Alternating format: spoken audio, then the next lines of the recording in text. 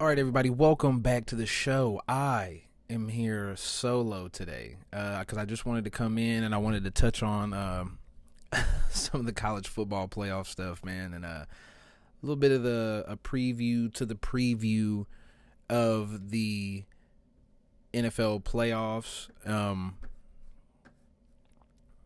I just wanted to start. Let me pull up some stuff here. First of all, I just wanted to come back to the idea that the college football playoff seeding and kind of like the selections and all that was. I just wanted to come back and talk about that real quick because I still stand where I stood before that this didn't make any sense, right? Ohio State destroyed Oregon, and it just kind of felt. I couldn't help but thinking the whole time I was watching that game of like this didn't it again it just didn't feel like a fair setup. The number one team in the country gets a bye week, yes, but then there's another way to look at it also of that Ohio State got a warm up game.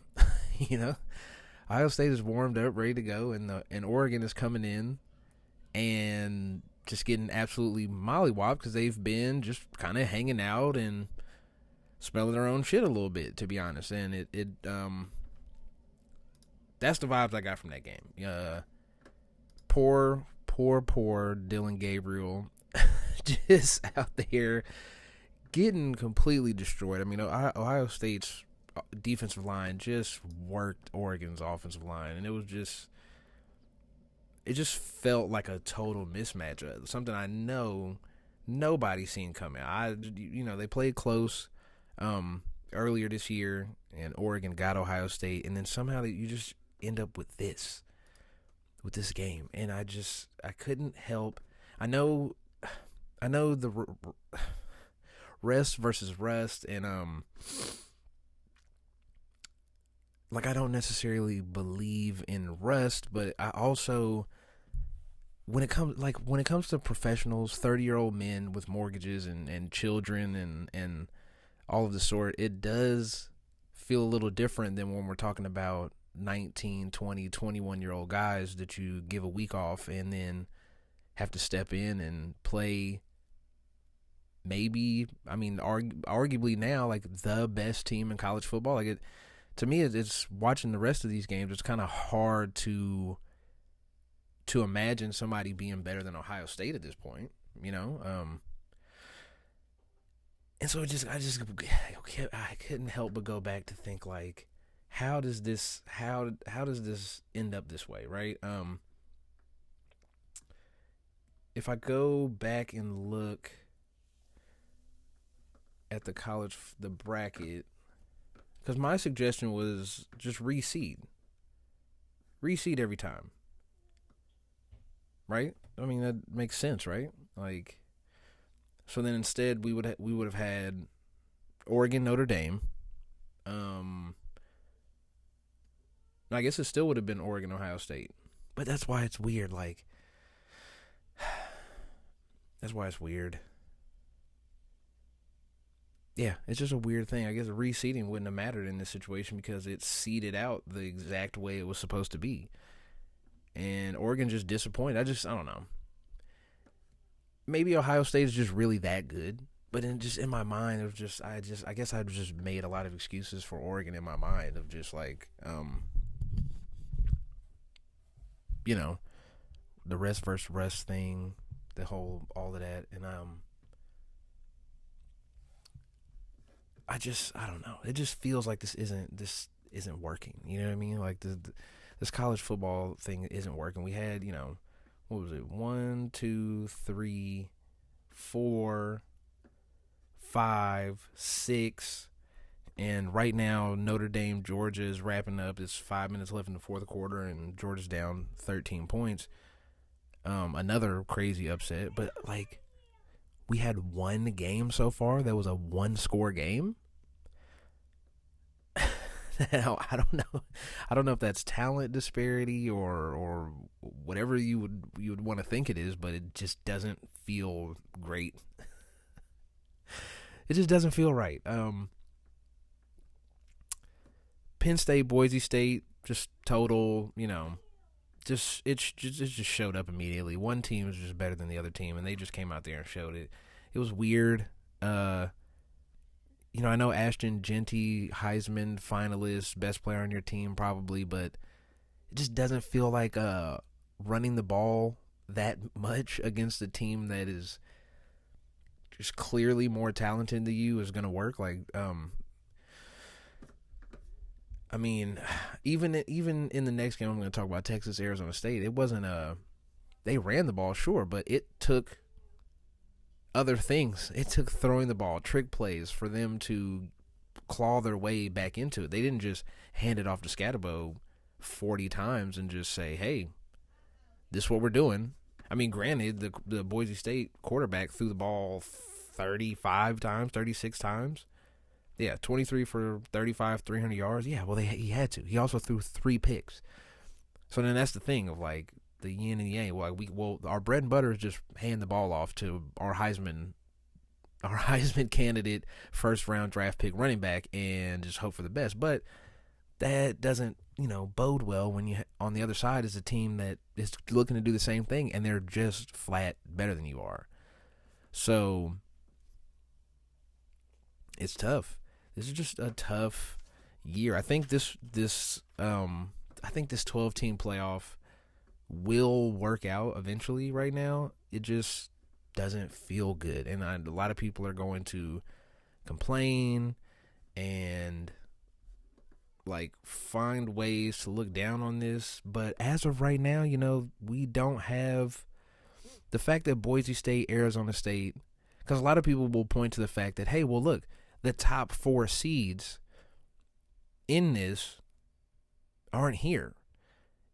And my point back to those people that look at it that way would be, well, hey, look who the top 4 seeds are. Arizona State should not have been a top 4 seed.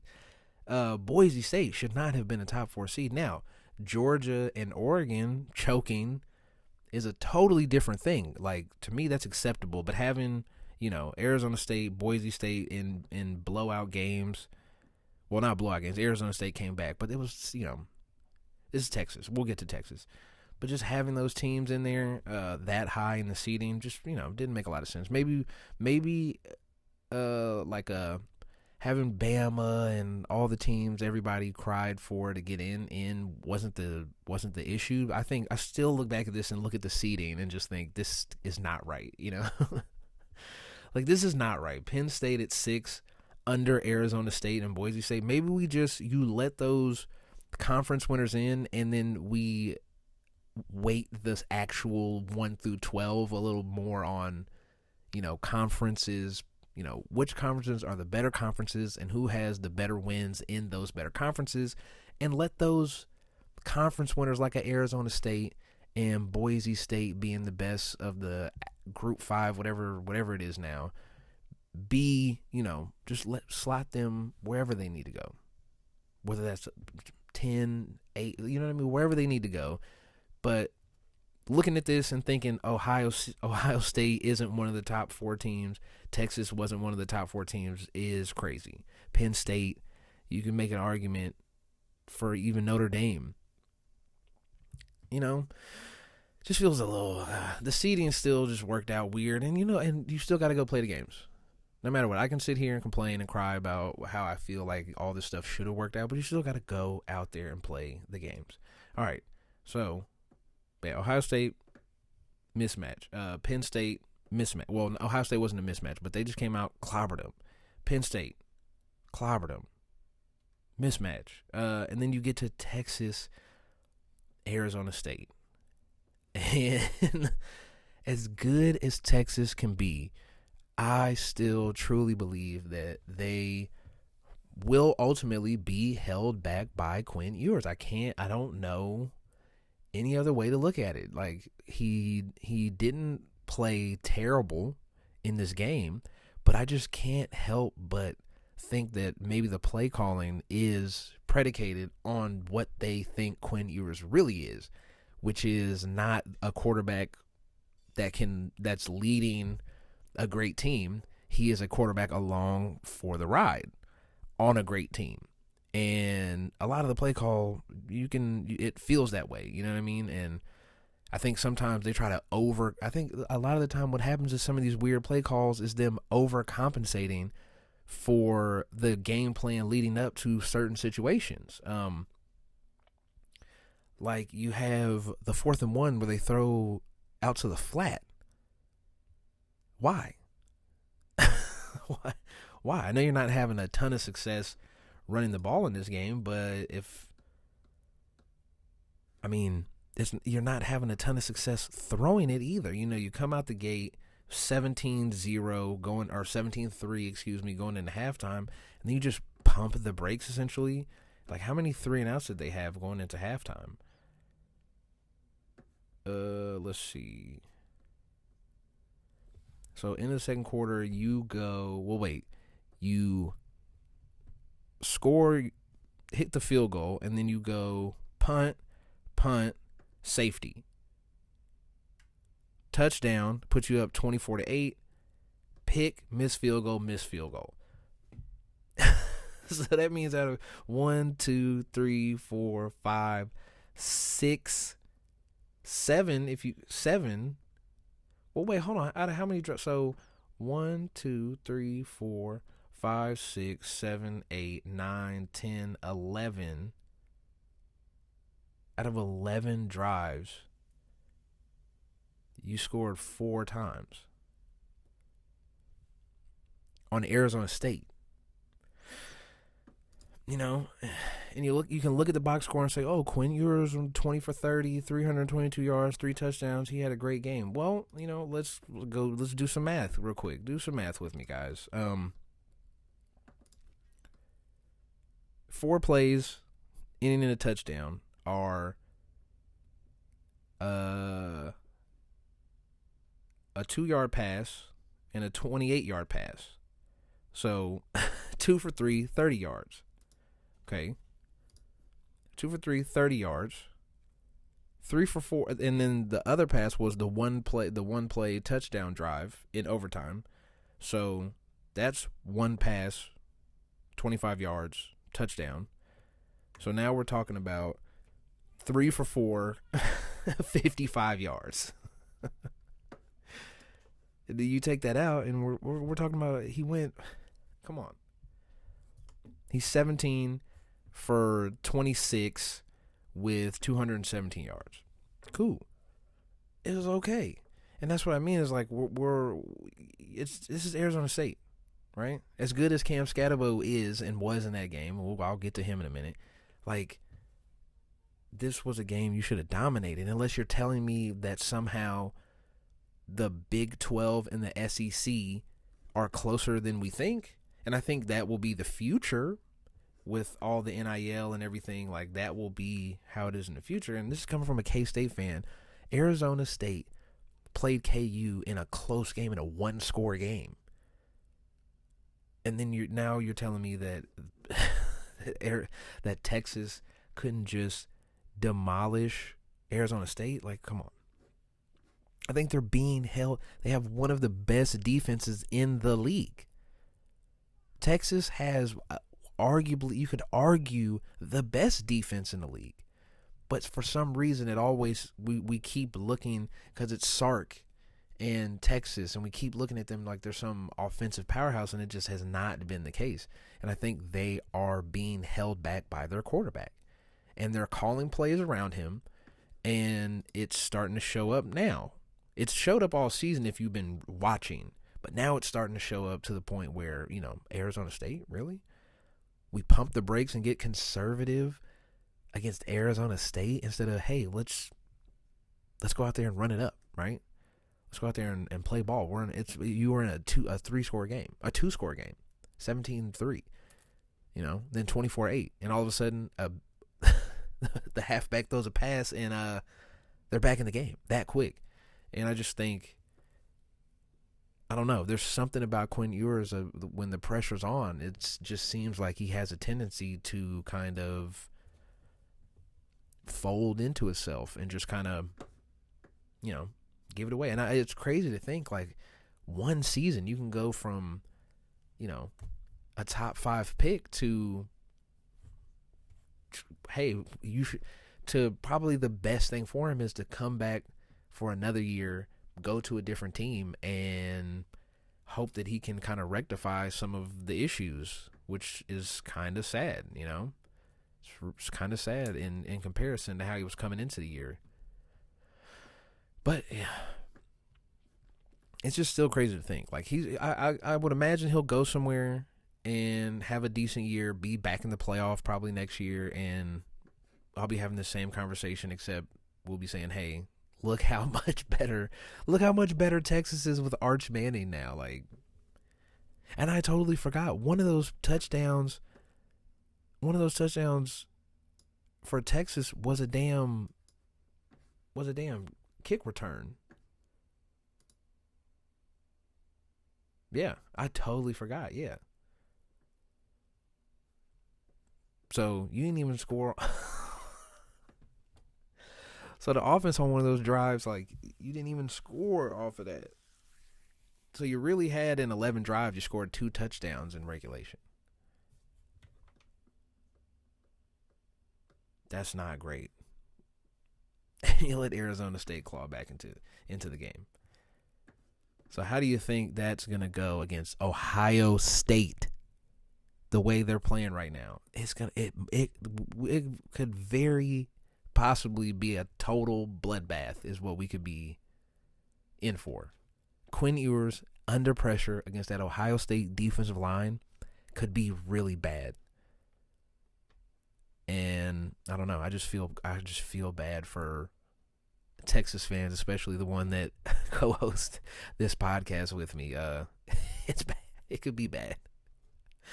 And then you look up and you say, you guys couldn't stop because Arizona State's missing some of their wide receivers, and I know like they didn't necessarily go to the wide receivers a lot, but I mean, like Cam Scatterbo, 8 for 99. You let the guy break out. You look 12 break out for the touchdown pass. Like, it could get weird. It could get weird. You tell me who Jeremiah Smith. That's all I have to say. Jeremiah Smith. There you go. Judkins. If Cam Scatterbo did this to you, what is Judkins gonna do? Whew. Scary thought.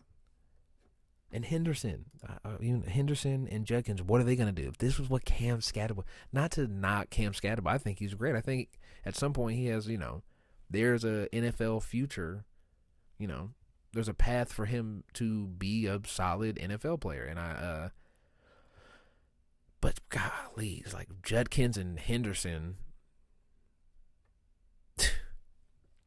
Texas has got their work cut out for them. So good luck. And I just think like, you have a game like that against a team like that that's lower than you, there's some emotional scars after that type of game.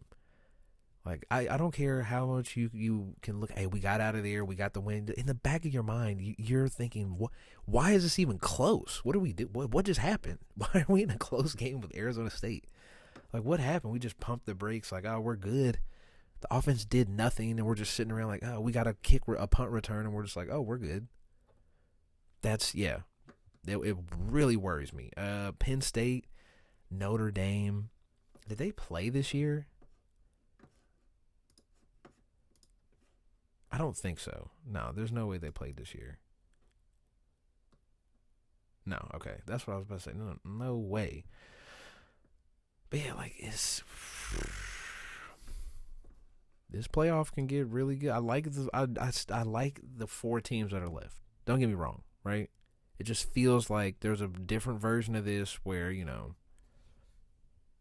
things go a little differently because we're not seeding based on who wins conferences when we know SEC, Big Ten are better conferences than ACC, Big 12, or the group of 5, So,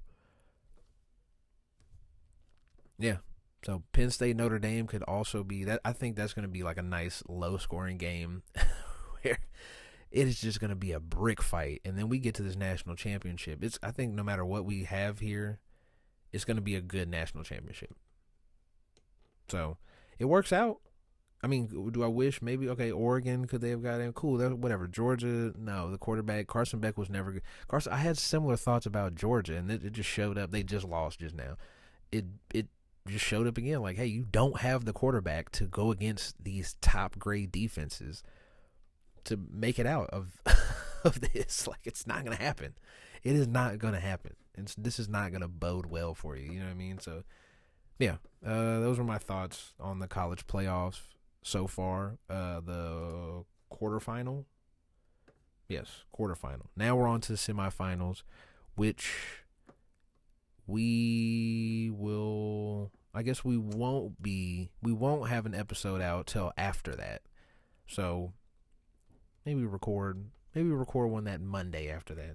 I don't know. Who knows? Let's go to the NFL playoffs. Let me pull up the playoff picture so far. Everything's pretty much locked in. You know, some seeding can move around a little bit, but I just have a feeling that this is how we're gonna be locked in, right? Specifically in the AFC. I know the NFC can get squirrely, and we have Sunday night is Lions Vikings, but let me just go over the AFC right now and some of the matchups that I believe that this is most likely we're going to stay here. Because basically the Broncos have an 84% chance to make the playoffs. All they have to do is win. If they win, they're in. You win, you're in. Simple as that, right? And that puts them at the 7th seed. So we're looking at a AFC matchups of Broncos Bills, which I like the way those two teams line up on paper. Now we're just talking about quarterback, which is a gigantic disparity, but I like how those teams match up on paper. Broncos defense is a great, amazing defense, and now we're talking about a scheme game where, hey, can we make the right plays at the right time? Superman Josh Allen on one side, Bo Nix on the other side. It doesn't sound great when I say it out loud, but I really think that Broncos defense can give the Bills a rough go, and I like that. I like that game.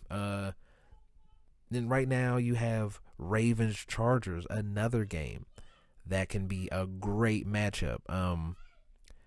Having the Chargers defense, can they hold Lamar down? They're an AFC team. They've seen Lamar before. They've seen him this season. And that was a great game, if I remember correctly. Yeah, that was a good game. That was a one-score game. Yeah, I was just thinking, like, wait, they did play, and that was an amazing game. So that can be fun. That'll be a great. We can see Herbert versus Lamar. There's a lot of great quarterback matchups outside of Bo Nix, but the AFC is just stacked with, and who knows, like Bo Nix maybe is the solid quarterback, and if you have like A+ defense and Sean Payton as your quarterback and a couple of weapons like they have, like maybe all you need is a solid guy. Like just don't be bad. And he started off the year really bad. He had that game where he had 60 passing yards, but he's come a long way. Week after week after week, you just get a little better, get a little better, get a little better. And he's been doing that. That's what you want to aim for. So then at the 4 or 5, we have Steelers, Texans. If everything stays the same, obviously, if everything stays the same, you have 4 or 5 Texans. That could be a weird game. It's two teams that are basically falling apart. Texans have been falling apart a little longer for this season than the Steelers have, and they just have the benefit of playing in the AFC South, which is just total garbage, especially since the Colts halfway through the year just decided we're going to just quit being good. Anthony Richardson, I was wrong, I feel like, on that. Watching enough now, like super big athletic guy, great arm, cannon of an arm. The accuracy, processing of the game is not high enough, and I feel bad for him because they're pulling him in and out, and there's a lot of stuff going on apparently with behind the scenes and just organizationally, and it's getting sad. But like I don't know. I feel bad for him. But yeah, like when you play in that AFC South and you have your the other teams are Colts, Jags, Titans. When half your division is drafting in the top 4 picks in the draft, that's pretty good. You got to kind of coast and eat off of that, so that's good. But Steelers, Texans, the 4-5 matchup, that's a good matchup. I like that. I like that. And then in the NFC, the seeding can get a little weird here. So I don't want to necessarily go over the matchups for the NFC because we still don't know. We don't know who's going to win the NFC South. My guess is the Buccaneers because all they have to do is win, and they're 14-point favorites against the Saints right now. But it's a division game. Division games get weird. The Saints can spoil their season, and stuff gets wonky with those division games late in the year. Hey, we can. This is our Super Bowl. We can end their year. We can make sure they don't get in. But a lot of other stuff has to happen. I don't know exactly what has to happen, but they're pretty much locked in. But the seeding here can get real weird. Most likely the Buccaneers will be I guess they could be the 3 seed if the Rams lose, which they probably will. So I guess they could be the 3 seed. Either way, so right now we would have Eagles, Packers, Commanders, Rams, and Vikings, Buccaneers, or Lions, Buccaneers. But yeah, stuff can get squirrely, man. Like, if the Commanders lose and the Packers win, then they move to the 6th seed, and all of a sudden it's Rams, Packers. But so the NFC is locked in team wise basically, but they're not locked in seeding wise. Like the entire seeding can get weird with Lions 1, Eagles 2, Rams 3, Buccaneers or Falcons, I guess 4, Vikings 5, Commanders 6, Packers 7. But then it's like, okay, the Vikings can move to 1. The Lions can fall to 5 basically only. They're locked in at either 1 or 5. Same for the Vikings. The Rams can move between 3 and 4. And then everybody, like Commanders, Packers, just depends on who wins. So it can get weird. These matchups can get weird. But, it's funny. I kind of like the bottom of the NFC playoff teams more than I like the bottom of the AFC playoff teams. Like, I like Rams, Commanders, Packers, Buccaneers a little more than I like Texans, Steelers, Chargers, Broncos, because I feel like the bottom of those NFC teams are a little more steady. Like Buccaneers was injuries. They would not be 9-7 right now if they didn't have both wide receivers, linemen, like multiple positions of necessity hurt for 4 or 5 for a month out of the year, at the same time. And they kind of fell off. And then everybody got healthy and they came back and people forgot about them. But they were playing very, very well at the beginning of the year. And so I like the Buccaneers. I like the Packers if Jordan Love doesn't go full goofball mode. I like the Commanders. Obviously, great watch this year. Rams coming back from the dead and just be like, oh yeah, we somehow are still a playoff team after they started 2-5 or 2-4 or 1-4, whatever. They started terribly and they've rallied back. So I like the bottom half of the NFC more than I like the AFC, but the top of the AFC is different. Chiefs, Bills, Ravens is different. That's the real let's be honest. We're all expecting, like, it would be nice if the Lions get to the Super Bowl. It would be nice if the Eagles get to the Super Bowl after they've had their weird interpersonal stuff. It'd be cool if the Vikings got to the Super Bowl, but like realistically, everybody following along we're pretty much looking, hey, who's coming out of the AFC? They're probably going to win this thing. So, but yeah, it's fun. Not too much I want to, get into. Oh, the last thing I wanted to say about this is, can we please stop saying the Bengals are the one team that nobody wants to see get in the playoffs? It is just total nonsense, like, that we still have to do this. Like, that we're calling Joe Burrow an MVP candidate. that we're saying they're some type of scary team because what they and then they're coming on strong at the end of the year. They're coming on strong at the end of the year. Well, hey guys, guess what? They have not beat a team with a record over 500. They beat the Broncos. That was it. And the Broncos are barely over 500. Barely going to squeeze into the playoffs. It's like I like the Broncos at a certain level. Again, I just said I like the bottom of the NFC more than I like the bottom of the AFC, and that includes the Chargers. You know what I mean? So it's like, can we stop doing that? Here's the Bengals here's all of their wins. Actually, I'll give you all of their wins. Broncos, solid. Cleveland, top 5 pick. Titans, Cowboys, Raiders, Browns, Giants, Panthers. You like those wins? You like those wins? No. Nobody feels comfortable with that. Panthers, Giants, Browns twice, Raiders, Cowboys, Titans, Broncos. They have one decent win, and they had to go to overtime with Bo Nix.